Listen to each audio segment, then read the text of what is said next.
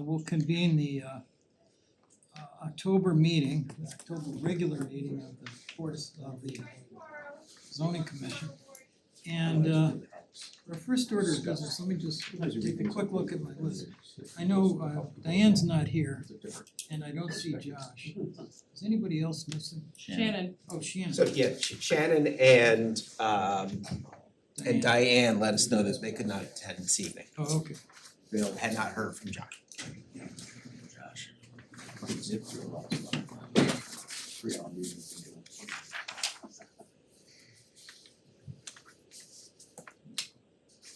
So 5 is gonna be our total for tonight. So Jackie, you can be in, you could have your pick, but why don't you just Shannon? Alright, sounds good. And that will give us a total of 5. On any matter tonight. Okay, for the next item, how about approval of the minutes of the meeting on October 7th? I have a couple questions, Mr. Chairman. Sure. Just they're fairly general, and I know we were talking about housing strategies, but it says commission directed staff to follow up on several items. Can we be a little more specific, like in the future? One of the things was to specifically talk to some builders, developers, something like that. The other thing is we talked about when the public hearing may or may not be. And I think that would be really helpful to people that are reading the minutes and haven't seen the meeting.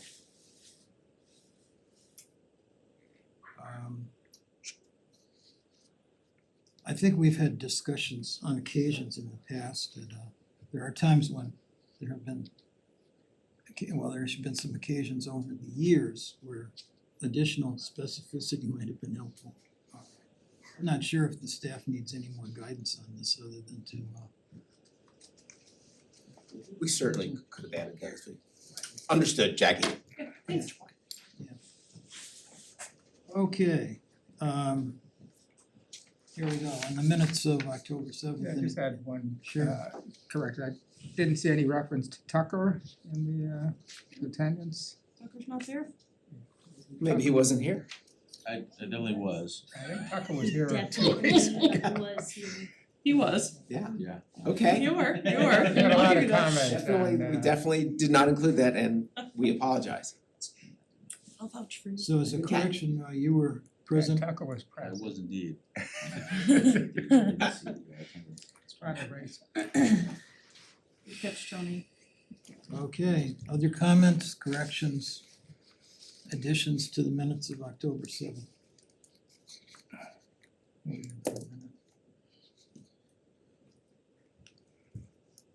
Well, hearing none, let's move on. Could I get a motion to approve the minutes as they were submitted with the corrections on Tucker's attendance? I will move that we approve the minutes from the October 7, 2024 regular meeting as amended. Second. Any more comments, discussion? All in favor say aye, please. Aye. And those opposed, nay. That's a unanimous approval of the minutes with that correction. So when we get to the order of business, we need to start with a public hearing for a sign. Could you read that, Tom? It's a public hearing. You could read the roll. Application ZC number 24-25, an application of Stardust LLC owner Stephen Antonio applicant for a special exception pursuant to section 9.3 sign design standards to install an additional approximately 19.8 square foot freestanding sign associated with best self-storage at 20 Tarrytown Road, Assessors Map 106, block 439, lot 016A, Simsbury, Connecticut 06070, zone B-1. Thank you. Mr. Chairman, I'll just note, before we hear from the applicant, just for the record and for the public, the building official has readdressed the self-storage to 24 Tarryville Road. Doesn't affect notice or anything, cause it's one parcel. No, the tax map number doesn't change, so we'll in the approval letters, we'll reference both 20 and, otherwise known as 24. Okay?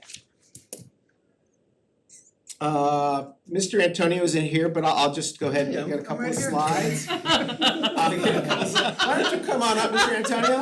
Okay, done this before, I didn't. How did you miss it? So I'm including one thing I forgot to include in the packet, and that's the existing conditions. So that you can see that there is no place for a sign. That's why I'm pursuing the freestanding sign. A little jumpy, George, huh? I wasn't sure what you were putting across my desk.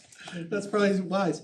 It was an afterthought, honestly. I never considered where would I put a sign when we were talking about it. When we first designed the sign, we tried to make it as minimally invasive as possible, and we set it up as a rectangle. So the frontage is minimal and the length is hiding most of the self-storage units by the other self-storage units. The only place really left to put a sign is in front of it. The picture you're seeing on the screen, or saw for a moment there, is actually taken before the brush was thinned out and cleaned up. So you can see the sign from the bridge. We left all the trees, it's the I don't know what you call it, just the rubble, not rubble, but the bristle or whatever the word is for crappy bushes. Those were removed. So that's it, scrub. So it's much more aesthetically pleasing. DRB, Design Review Board, asked that I landscape below the sign, which is totally fine with me. We'll put some mulch in, and then they left it up to me, to be frank, whether I went with perennials or junipers. I'll probably go with a blend of the two, to be frank, so that there is coverage year round. The other condition of DRB's approval, not to bring them up here, but I think it's relevant, is they did not want the light bar on past the hours of operation. So they'd like me to shut the sign off at 10 p.m., which is when the A light facility. bar, light bar here, if you can see it, there's It in shines green, down on it. it's a light bar on top, so it'll drop the light down. And that's allowed? Oh, Absolutely. just because a lot of our signs have the up, okay, Yeah, it's It's indirect, but it's less down. splash. Yeah. okay. So I mean, if I made it halo lighting, which I love halo lighting, it would have turned this project into a huge overkill expense for what it is. Self-storage is passive by nature. It's not something that you shake people up and go, hey, come on down tonight, we're gonna store some stuff. So, this sort of goes in with the color theme of the units. I think it blends well with the shrubbery. That's not scrub. But the whole intent was to make it as passive as possible. What time did they ask you for to turn off the light? They asked that coincide with the hours, which it closes at 10 p.m. There's no access. Some facilities are 24 hours. During my due diligence, I found the element that comes in after that time is better off if you just don't have access. So we've decided that business model. Is there signage on any of the buildings? No. They're not really, that's why I printed that out. They're not really visible from the road. And I might also point out that the image I presented you doesn't have the fence, which is, it's an epoxy coated fence, and it's an additional 5 feet further obscuring the buildings from view. Could the sign go on the fence? Yes, it could, to be frank. That being said, if you look at the poles in the image I presented you, it's not conducive to a view from the road. It comes to a peak at the road intentionally to try and hide everything. I don't think anyone knows it's there. We all know this word when it's there, Stephen. Alright, Nobody sorry. who drives down there doesn't know that's there. Alright, my bad. We're all aware of it. Are there any questions I can answer? or Did you get a clarify? favorable review from design review A on the design of the unanimous. sign? a unanimous review, I might point out. With those two suggested conditions, the light and the landscaping at the base.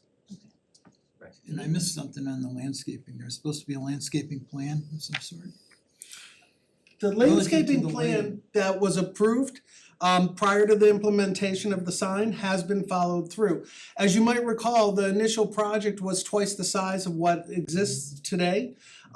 We did that for a couple reasons, to be frank. One is I didn't want a bunch of buildings that were basically empty.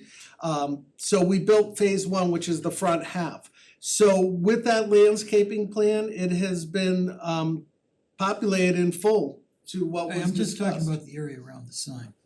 So it's bringing it just to the sign is new, so there was nothing proposed. DRB asked that we put mulch down with junipers were discussed as well as perennials. So that's agreed on and it's part of their. We would just ask that you let staff work with the applicant Well, I thought that the to implement that. No, the applicant, about the meeting said that there was gonna be a request of the applicant to provide, a plan. Yeah, I'm just testing whether. planting, Fine, whatever it is, it's okay, probably okay with me, yes, yeah. it wasn't So I- provided for today. I just- Right, we don't have for today, Satisfied Mr. with- Antonio's gonna show us what he's gonna do. Yeah. And then we'll, if that's okay with the commission, and we'll It's okay work with that me. out going Yeah, forward. But if that's part of, some sort of concept about around the sign was part of the discussion with DRB folks, Yes, okay, and so when they approve whatever that concept is. but yes, that the applicant is going to plant something. Got at it, the I don't base. wanna wear it out. Yeah. That's enough fun with that issue, I got it, yeah, okay. Okay. So, when's the sign gonna be going in? Did you say that already? 2 weeks with the affirmative vote from zoning. That's how long it'll take to produce. For obvious reasons, I did not give the final go-ahead. I mean, I'm realistic, so There, but it would be a rush because I am behind. We're hopefully getting a certificate of occupancy on Thursday to answer that question if it comes up. So I'm a little behind on that, but hopefully we'll catch it up. But as I said, this is more of a passive building. People know it's there. They have reached out to me honestly via the restaurant. So they know how to find me for the most part. Okay. Questions, comments? Okay, Set.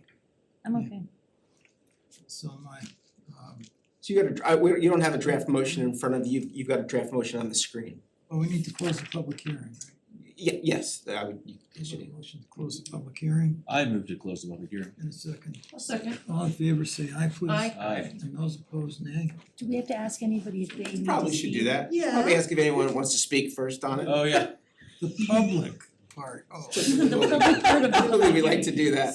Just Stephen shows because.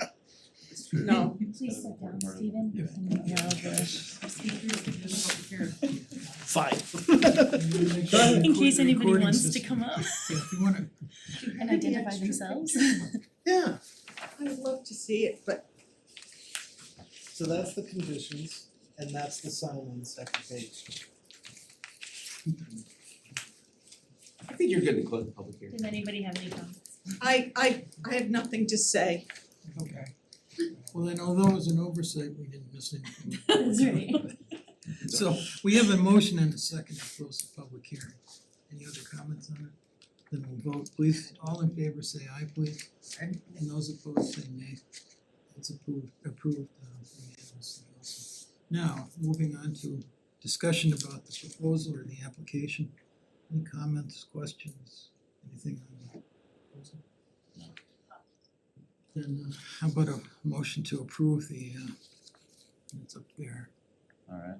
that motion. Do you wanna make the motion, Tucker? Can you Sure. see it? I move that zoning commission approves ZC 24-25, an application of Stardust LLC, owner Stephen Antonio, applicant, for a special exemption pursuant to section 9.3, sign design standards to install an additional approximate 19.8 square foot freestanding sign associated with the best self-storage at 24 Terriffill Road, Assessor's Map 106, Block 439, Lot 016A, Simsbury, Connecticut 06070, Zone B-1, based on the following finding.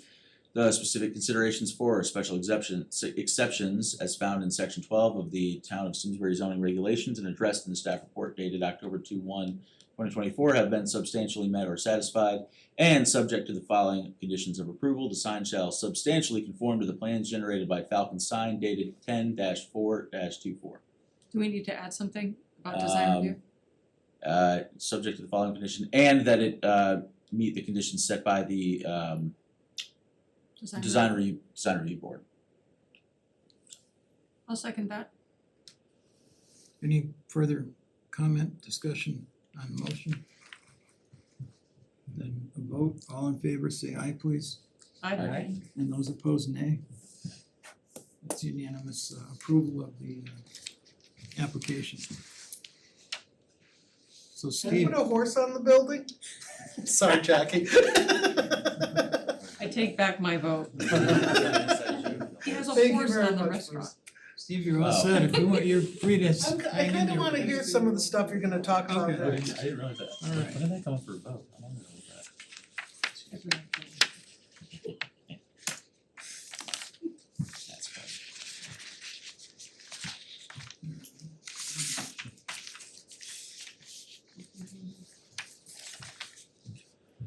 We're actually moving on to a familiar topic, and I've gotta put my hands on my notes here.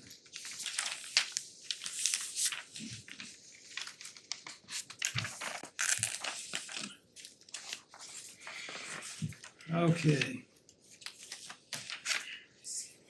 Going back to discussion on the toolkit.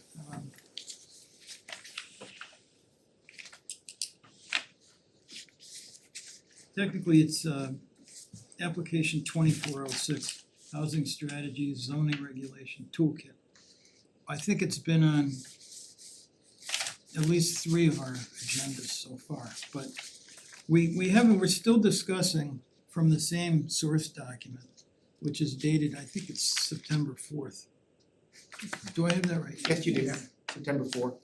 So it's the same document, it's been available online, it's been available in our town inboxes, et cetera, so I hope we've all had a thorough opportunity to review it. What I wanted to do is just go through, there's 4 overriding strategies here. And our intention is to authorize a public hearing to benefit from the reactions and input of citizens about these 4 strategies, as well as to anyone who, whether they're citizens or not, want to have offer some reaction or insight in public opportunity. So there's an announcement period, there's a lot that goes into this, as we all have had some experience with. So the concern is that after several meetings, we need to kind of move this along to the next stage. So the thought is to go over these 4 as they're presented and consider where we are.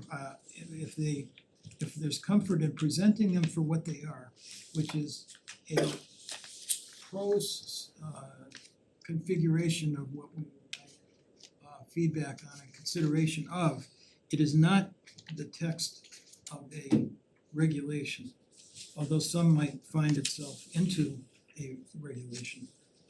That's not what it is. It is a framework for discussion in public hearing. So, with that said, let me just do this. My intention was to go one strategy at a time, and I'm gonna do a quick sort of restatement of what seemed to be the more cumbersome, it's probably not the right word, but the issues of more concern as we talked about this in the past. And then we'll hear comments, if anybody has particular suggestions they'd like to see integrated into this, that'll be the time. So when we look at the initial strategy of the 4, it's titled inclusionary housing / affordable set aside. So the essence of it is there's a framework prescribed to orchestrate the introduction of and integrate the inclusionary housing, affordable home set aside in this framework. The idea is that for residential developments that are presented or applied for in the future, residential developments with units proposed at 10 or more would be subject to a set aside for affordable housing in the number of, it's at the rate of 15% of the units in the development. Again, it affects developments of 10 or more units. So 15% is the rate of commitment to affordable housing in future developments, residential developments. And then further, we would restrict 50% of those set aside units for pricing and sale to households with earnings at 80% or less of the regional median income. So it's for sale or rent to households earning 80% or less of regional median income. The other 50% would go to a set aside that would be restricted for sale or rent to households earning 60% or less of regional median income.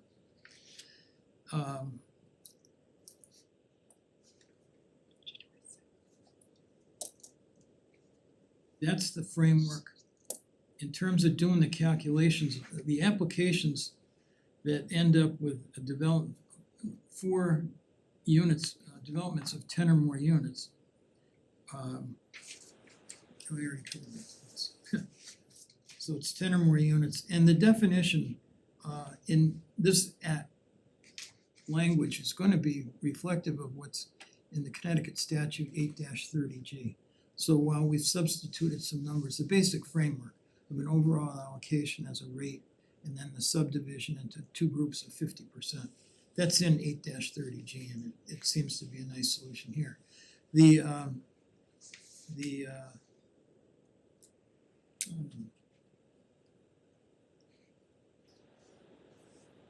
a suggestion at one of our earlier meetings that this 15% for the overall commitment to restricted affordable units from a development. Someone had suggested, that knowing that 8-30G requires a 30% commitment, but it provides some benefit for the developer. But the thing is that it was suggested as 20, we consider 20% as the number that have initial dialoguing about, but staff pointed out to us that if we were to look at 20%, we'd make it that much easier for a developer to say, well, 30% isn't that far away, and if we go to 30%, then they're gonna be exempted from, I don't wanna use the word most, but many of the town regulations, the town zoning regulations won't be applied to 8-30G applications. We have had experience with that in the town of Simsbury. It's painful. So anyway, we'll come back to it, but the thought is leave it as it was initially drafted at 15% for further consideration with a larger group. So it's 15% to from developments at 10 or more, and it's 50% of the 15% would go to people at the 80% or less of median income, and then the other 50% people at the 60% level or less. Mr. So Chairman? that's the basic framework. Jackie, you wanted to say something? Yes, could we take the 60% of AMI off? We talked about this at the last meeting, and then we've gotten some comments from the developers that that's just, it's kind of like a non-starter. Is there a reason for leaving that in? Well, it was suggested to us, but Say again? wait a minute. Did you have something to say? I just don't think it hasn't changed since our last meeting, I think. we're just- I'm saying if we're gonna push this forward, I'm asking if We we can could, make that suggestion. okay, could I have your weigh in for staff? We have their recommendations right here. Where are the It recommendations? hasn't changed.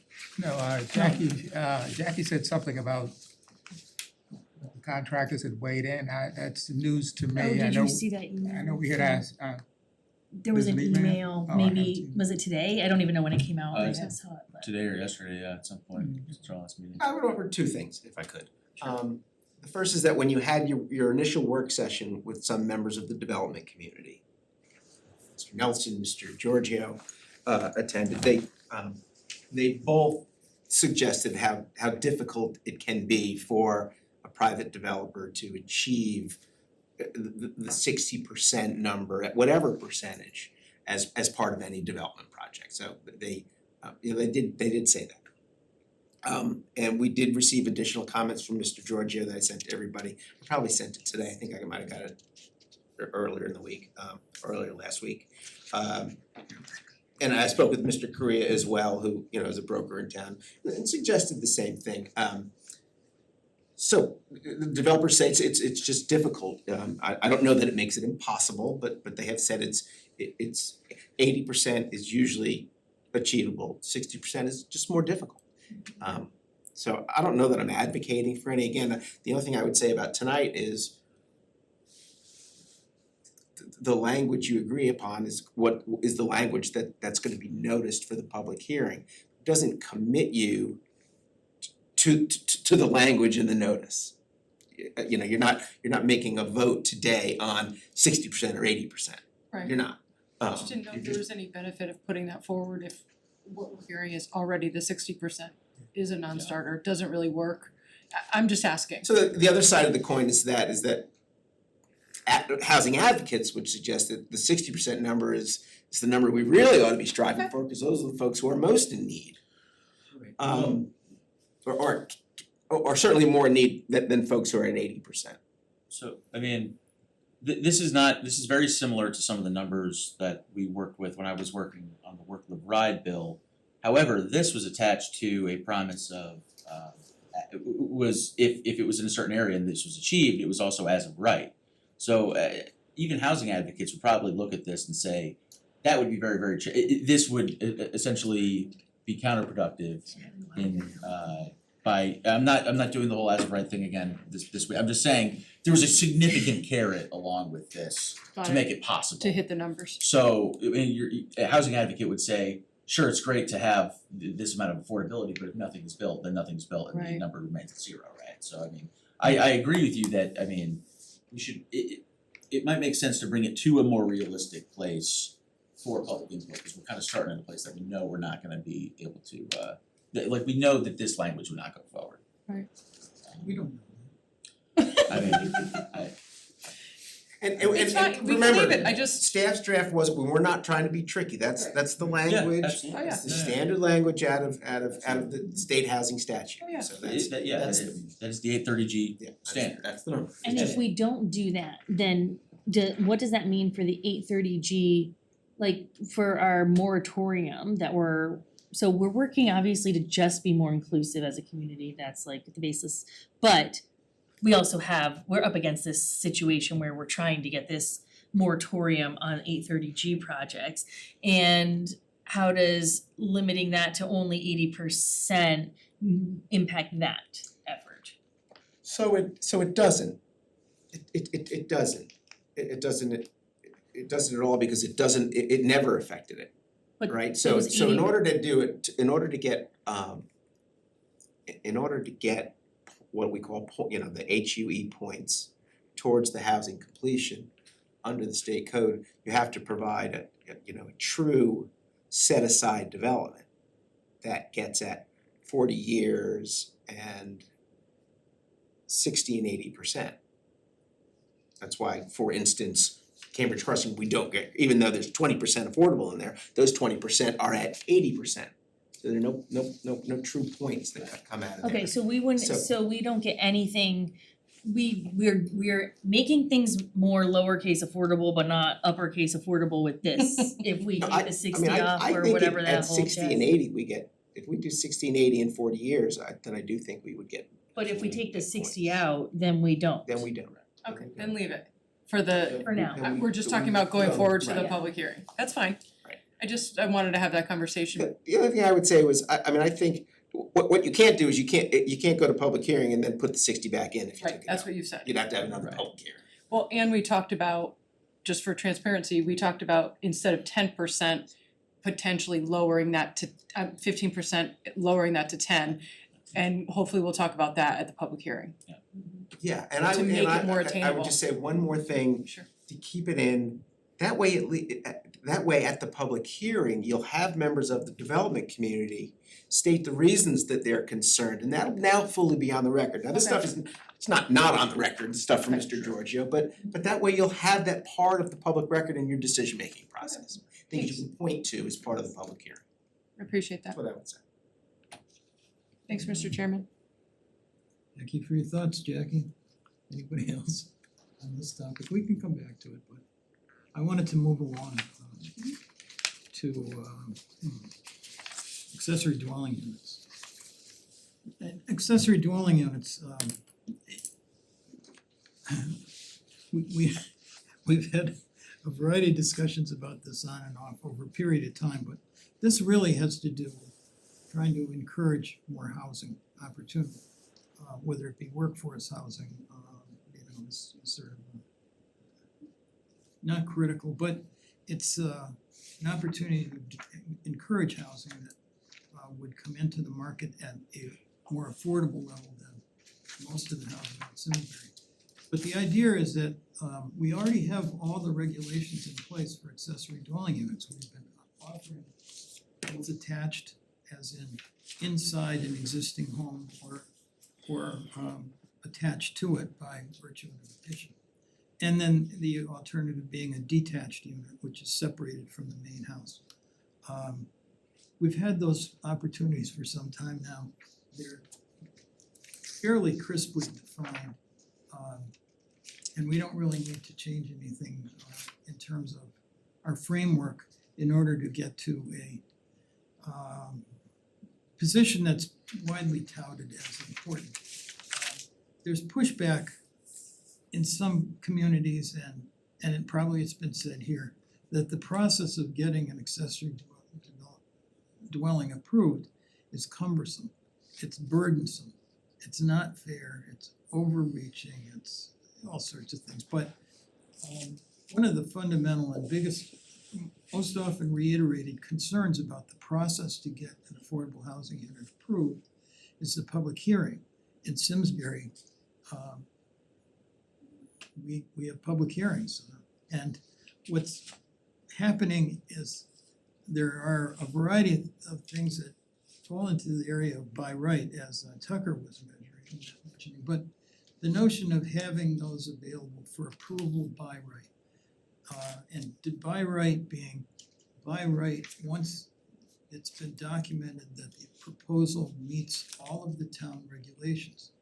The town can, in Connecticut, the towns can make up their own regulations about accessory dwelling units, or they could have acquiesced and stayed in the framework that was approved by the legislature in 2023, or was it 2022? But there was an opt-out, great framework, but there was an opt-out for towns who felt preference for continuing to do their own zoning regulation. And in Simsbury, the Board of Selectmen, at our suggestion, we opted out. So we're not circumscribed by the state standards on how to deal with accessory dwelling units, but we have a good framework, but we don't offer this on a by right basis. Without the key barrier that people bring most attention to, it's on having public hearings. And the question of why is this a public matter? And we know that people wanna build a house, buy a lot, build a house, basically, their neighbors don't get interviewed about what they'd like to see built there, or what color it's being painted or sided, or how tall it is. It's just not part of the process if you're building a whole house, but it's sort of customary in Simsbury. It's an opportunity area for neighbors to come down and offer support or criticism of plans within the neighborhood. So what we have talked about and what's written in our, as a tactic for us, is to move to by right approval of accessory dwelling units. And again, that's by right approval once the application has been established as meeting the regulations of the town of Simsbury. And those regulations are subject to change when it's felt they need to be modified in the future. So the big issue is just that doesn't require fairly and well-written regulations, don't require really any critical value in terms of going beyond a paper review. Basically, if the documentation is all gathered properly and meets the satisfaction of professionals and experienced people, it really would be the same expectations. What's needed is the same, whether the public is sitting in the room or whether it's office review and face-to-face with the applicant in the well-reserved and less tense environment for an applicant who's wondering and spent money on professional input, drawings and legal advice in some cases. And so what we wanna do is put forward adopting approval by right for ADUs in Simsbury, again noting that ADU by right is awarded, it's a status that's awarded after review of an application. It's not simply recognizing anything that comes along as approval, and you have a right to submit it, but you, as a landowner, but there's no right to the approval until the documentation is sufficient and established. So that's what we have in mind here now. Again, the other elements of the framework remain the same. The units would still be, the larger of, the maximum would be the larger of 600 square feet, or 30% of the floor space of the living area. And we've been using that standard now for a few years, not a decade, but a few years. And I've asked a number of people, we've never had anyone come in and say they wanted, something more than 600 feet, but we felt when we added it that it was a good standard. And also the notion of there's no minimum in this thing, but we phrased it, normally you see standards set as a maximum. It's in our case, I misstated this slightly. It's 60% or 300 square feet. No, I just got that back. 30% or 600. 600. And that's the greater of the two becomes the standard. Our concern was smaller houses. You might feel like 30% of a 1,200 square foot house isn't really enough. They really would like to have the opportunity to do more. We also have a provision in ours that you get an opportunity for 10% more of wherever you fall if you build an ADA compliant ADU. The ADA compliant referring to the standards of compliance public apartment. So that's really the outline of what we have in mind here in more detail, although not a ton more detail in the actual draft toolkit that we've been looking at for a few weeks. Anybody wanna offer comments or further reaction? I like the way this is written. I think this one's ready for prime time. I think this one, even if we didn't put them all together, this one I think is ready to go and could be done pretty much the next available public hearing, in my opinion. I disagree with you, but that's okay. Okay. For the record. That's okay. But I think we did talk about that it's easier for us to go more broad like it's currently written, get public input Yeah. and then make decisions understanding public input that we can walk back from it versus starting narrow and trying to get broader. So hopefully that'll cover you, Jackie, when you we'll see what happens. Yeah, I agree with Tucker. I think this is a good approach and I support it as drafted. Okay. I didn't mention it about this first strategy or this one, but I'm in support of both of these as we've just sort of settled them, but we're not done yet. So the third strategy is on, the heading on it is smaller zones.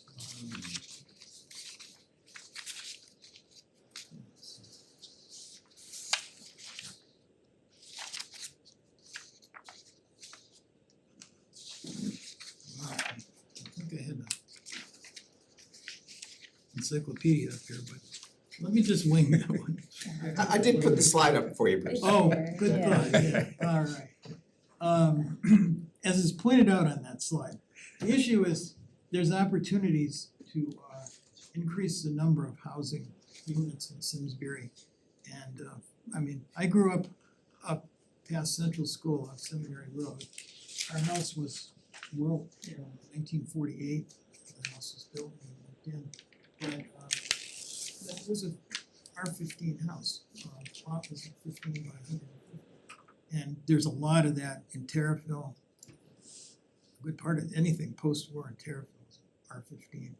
And when you look around town, around all the schools, it's R15 zoning, but that's, it doesn't feel like a lot when you look at the number of units in Simsbury that are on R40 lots, but the fact is we don't have more land immediately at disposal for development, so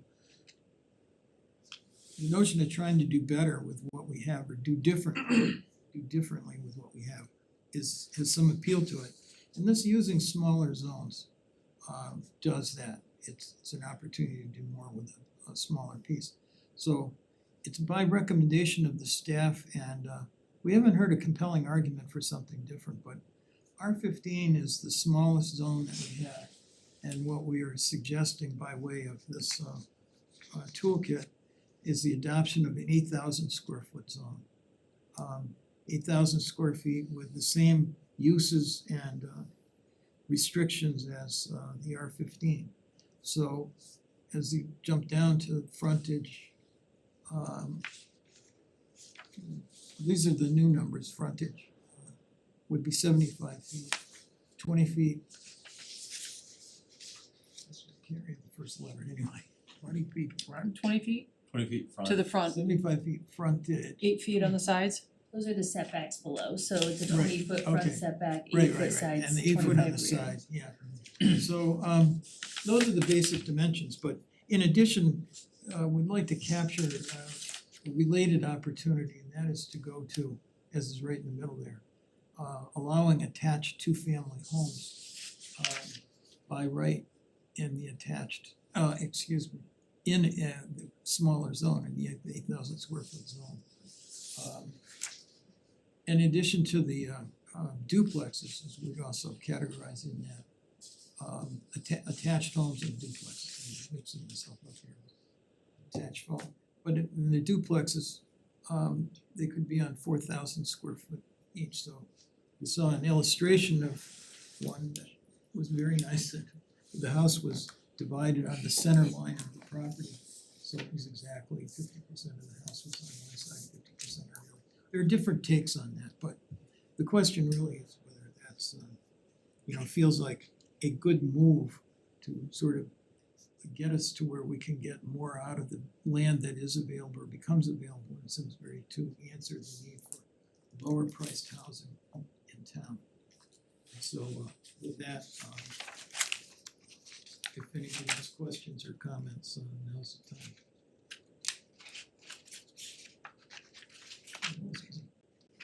Maybe I shouldn't have bothered. I think we went over this at our Okay. last meeting, We did. so Yeah, I think this is just to This put is a it new forward. ground. Yeah, this is not new. Another good one, yeah. It's not new ground.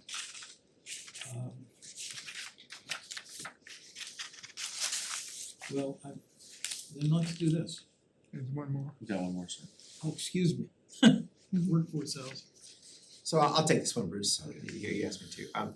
Just as a reminder, so this was, we are suggesting some minor, what I would call minor changes to, what we call our current workforce housing overlay zone, the WHOZ. So it is we're recommending a couple of things. I think planners are recommending a change to away from the name workforce for a number of reasons, because it's really meant as housing opportunity for lots of different folks. It could be folks who are retirees who are downsizing. It could be a host of other reasons. So I call it probably something different, a housing strategies floating zone. That's what we suggest. If you look at the draft doesn't change what permitted principal plans or uses. So this is we make no change to this. So this is your your broad, flexible floating zone for residential development where you could do a mix of housing and a mix of multifamily and townhouses and duplexes. As I've said before, we don't have standard zoning districts that allow for all of these residential uses. The workforce housing overlay has only been used once in our community. Again, that was at Cambridge Crossing. So we are suggesting a change that would remove the affordable requirement, because we're assuming we would hope that you're gonna adopt some affordable requirement that goes across the board. So that this floating zone doesn't need its own set aside requirement. And I think the fact that it's been 20% has also been maybe one of the reasons that folks haven't signed on to this district, because I'm surprised that we haven't, because it allows for a lot of flexibility. I mean, it really allows you to come in and kind of draw your own map and decide your own setbacks. It kind of offers the same flexibility that we have in the center zone of the Hartford Simsbury form-based code. And this, it's allowed to be applied town-wide as a floating zone. We are also Jackie and I have talked a bunch about this, but we are recommending the removal of the restriction. There's a restriction in there today that says any development shall be 750 feet from Hot Meadow Street. I just think that there may be a location or two that doesn't meet that. And the fact that this process requires 2 full steps. You've got to go through a full zone change application with those overlays of recommendations from the Planning Commission and Conservation Commission. And you have a special exception option as part of when they choose the use. All of those uses require a special exception. So you are faced as a zoning commission with a number of tools to deny, to modify, to decide this is not the right location for this use. So I think more often than not, you may see an application within 750 feet of Hot Meadow, because we still have the requirement for public water and sewer. Right. We're gonna wanna be close to public infrastructure, roads and those kinds of things. So that's really the only other change. The rest of it is the design review stuff. So we've got a design guidelines section here that is different than the design guidelines that we have in the townwide design guidelines. We don't require design guides for standard residential development. I'm not sure why you would do it. Any application is gonna go to your design review board, and I would suggest reviewing them under the townwide design guidelines. I just don't think there's like 6, 7, 8 page after page after page that are guidelines, they're not even requirements. So they don't really belong in your zoning regulations anyway.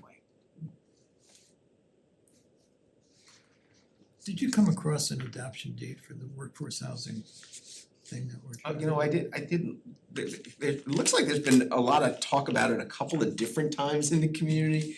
Like I saw one from 2005, and then there was a big discussion in 2014, 2015 about some revisions to it. We had a lot of building going on, and that's why we did this and did revisions, so. Yeah, I think this is, other towns do it as a planned development district. It essentially functions the same way. You find a piece of land and a developer comes in and says, I found a piece of land, I want to apply these flexible requirements to it. I want to do these different things that aren't necessarily covered in the standard zones. And then you go through that process to make sure it's a good project or not. So. Okay. Any other comments, questions? I'm good with this moving forward to public hearing. Then let me just ask once though, if there's questions about the 3 that we already covered. Hearing none, nothing further on this one. Why don't we go ahead and vote on adopting this as the communication basis for announcing a public hearing? Is that sufficient? That's appropriate, sure. Well, why don't you do this? It might be easier to do this, because you could do it all in one motion.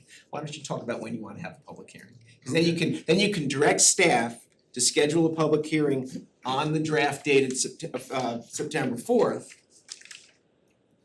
Okay, on this date. So I would have the conversation about when you wanna have the hearing. So the earliest you can have the hearing is December 2. Yeah, we can't have one in November, cause it's a 30-day requirement, cause it's a zone change. So December 2, Is that a normal meeting date? that is for a us? regular meeting date, December 2. December 16, which I know you've suggested that it's a little too close for Christmas, but that is a regular meeting date. And then Jan 6 is the next regular meeting day, which is a regular Monday. It's not a moved one, you know. This year we moved them to I think your first meeting was Wednesday the 3rd or something like that. So anyway, I wouldn't plan anything important on that day. Could we, those are your could we direct it, I mean, I would like to direct that we would have two public hearings, cause I think we're gonna need it. Yep. And we could just have them on the 6th and the 16th, I know the 16th is close to Christmas, but is 10 days from Christmas and like Yeah. business has to go on and people can come to the 2nd. Or they can come to the 16th and they just need to prioritize, I realize we don't close down in December, so I don't wanna make it hard on people, but I feel like we're giving enough. December. We talked about this at the last meeting. We had a big development plan come before us last December and the public really spoke out and they were really upset. I say that we move for January 6th, and yes, of course, we can have a second one January 20th or keep it open. I don't think we should be having something that we're asking for the public's involvement and in December. It's just such a busy time and I think we can, I mean, okay, I get what you're saying, but then like, okay, January 20th, now that's like President's Day weekend, or, I mean, I just feel like it, January 20th is the inauguration day. Inauguration day, Yeah. Doing anything in January is gonna be very, very difficult. Okay, then let's Are do you- it in are you December. away in why, January? why do anything in January is difficult? Not just cause I'm away, but I but I think it's have to fair imagine, Exactly. I have to imagine from current events that January is gonna be. But January is typically a quieter time in I town. mean, It's not gonna be typical. Yeah, I think December is, my personal opinion is, I like the idea of the 2nd and 16th, it gives 2 opportunities. And I do think it's, we're gonna be calling that out now, so that's a lot of time for people to plan. And I just feel like it's a lot to expect that nobody's gonna be able to go to anything all of December. Like if they wanna be there to talk to us about it, they will, like, I don't know, like I feel like every time there's gonna be something that someone can't make it. Right, but those are major holidays in Yeah. December. Yeah. In January, there's no other major holidays. That's, you know, like I said, we talked about this at the last meeting. When's Hanukkah this year? What's, Jackie, What a do you, misunderstanding, because everybody hasn't said, oh, you're right, let's not have anything in December.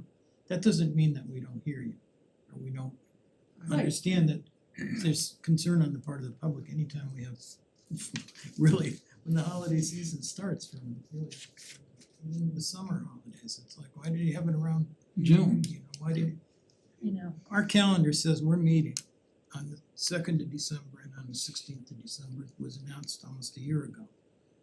I think it's fine to use those dates. I wouldn't, I myself. think we were like, I'm only one. in like the 20s of December last time. Mm. And we were like the 3rd of January, and I think like that's very close to flanking, that's like within a week of Christmas. I mean, I still think it is what it is, but I think the 16th is, But our friends the over a Silvermans week. wanted to get in here and get an Well, yeah. opportunity to tell their story. I think it's over a week from Christmas, but I will say, Jackie, that perhaps this isn't one of those things that has to be rushed. Like, I'm all in favor of just like, we are agreeing to it, let's do it, we have those meetings available. However, We're What asking happens for the if we public's don't? input. yeah, That we've said that this whole time. Yeah. So how can we do that when we have major holidays? I thought we had reached consensus at our last meeting that we're gonna put it off until January. Okay. That's my Oh, I recollection. don't, wow, yeah. I have a different recollection, Mr. Chairman. We, the same issues were I discussed with didn't, respect to I the didn't holiday poll and so people on. to see No. what their final Well, thoughts were on it, well, but- based on what people were saying, Yeah.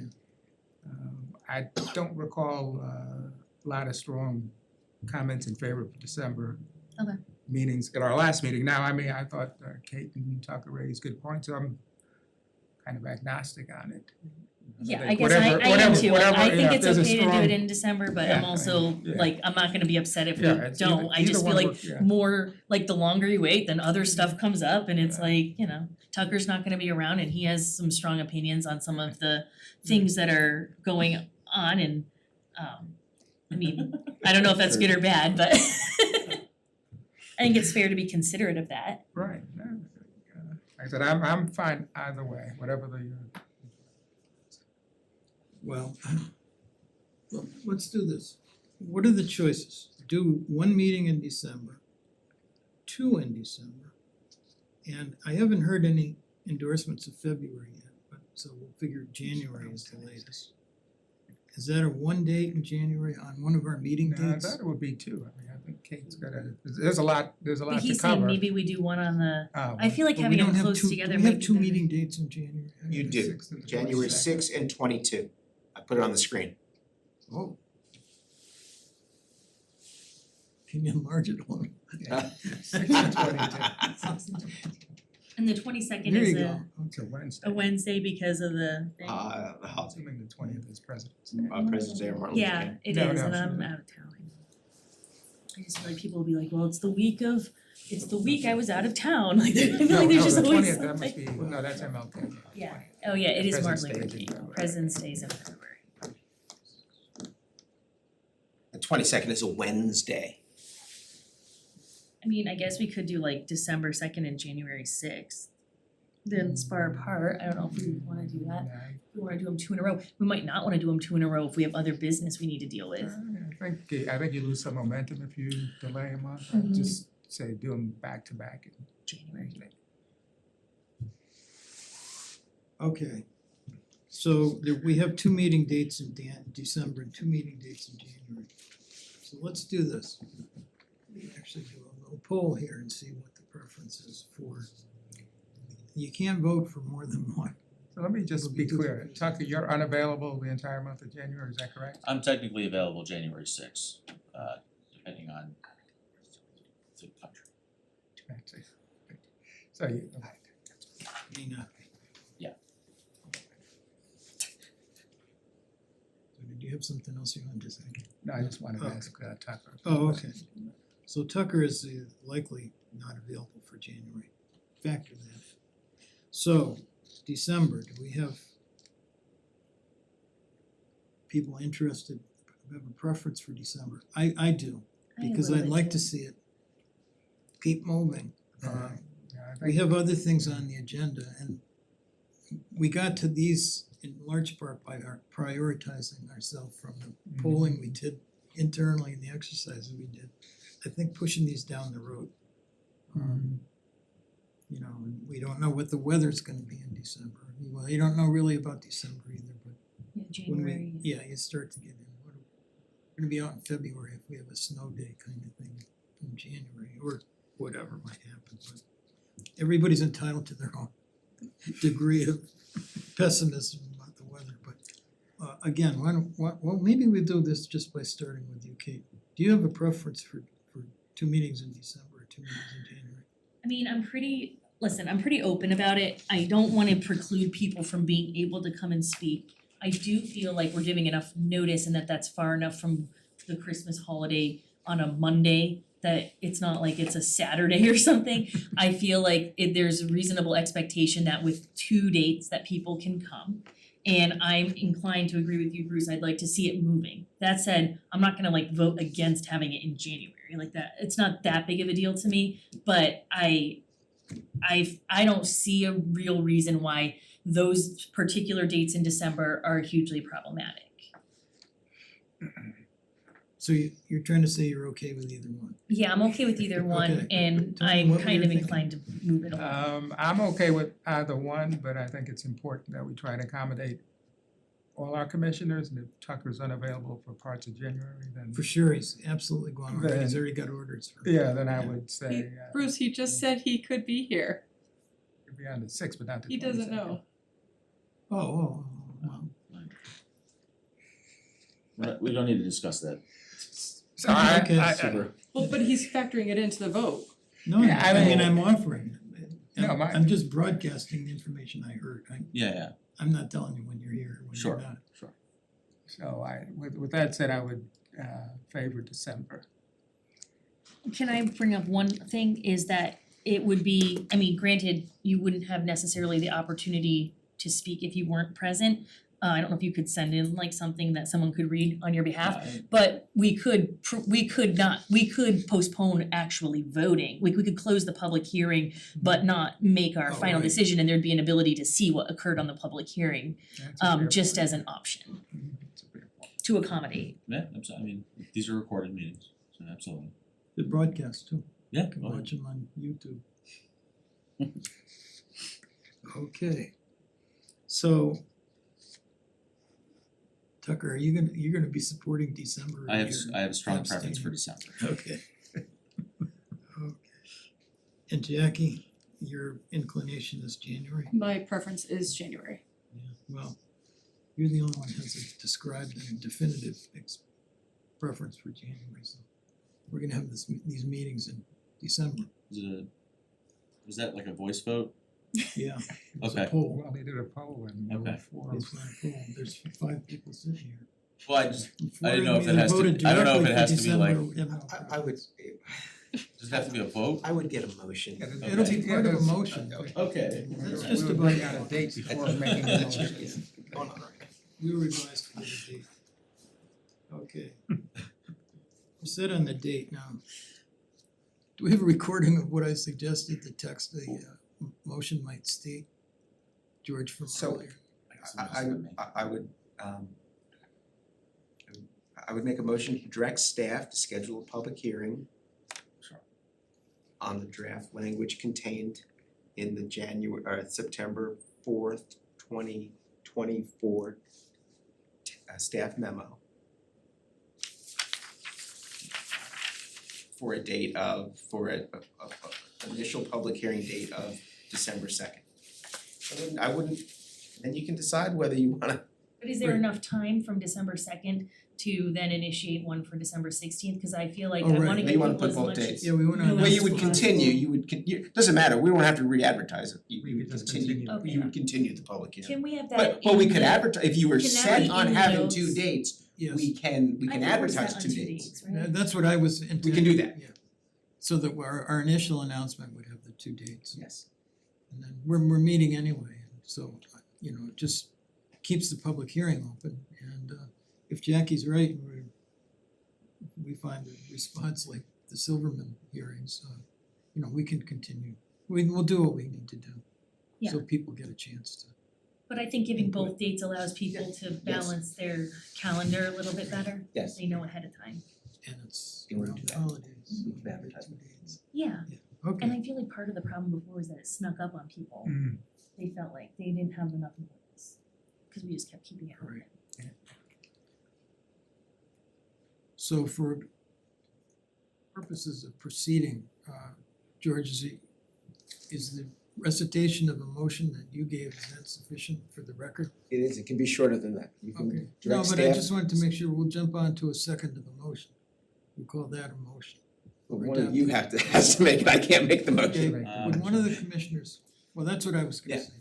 One of the can't. commissioners make the motion. Okay. Effective George stated. Yeah, I move to bring forward the draft language as stated by George with a public hearing to start on December 2nd and to continue at least until December 16th. Does that language work? Announcing both dates. We're announcing both that, yes, December December 2nd 2nd, and then continue till at least December 16th. Based on the draft language Based on the contained draft in the language. September 4th memorandum. Based on the language contained in the September 4th memorandum. Second. Right. And any further comments? That's the motion. How about a second? We got a second from Kate. Kate was the second. Any further comments? All in favor say aye, please. Aye. And those opposed, nay. Nay. The motion is carried 4-1, so headed for our public meetings in December. Thank you. And I appreciate your comments, Jim. Just trying to be transparent, Mr. Chairman. Yeah, well, thank you. You're doing a good job. Thanks. Okay, my recollection, was there something more on the meeting? Did you wanna say something? I don't have any, I don't have anything to report. We have not received any new applications of substance to report to you. Okay. Well, I for one have had enough fun already for tonight, so if somebody wants to make a motion to I move that we adjourn, Mr. adjourn, Chairman. okay. And a second, please. I'll second it. Thank you.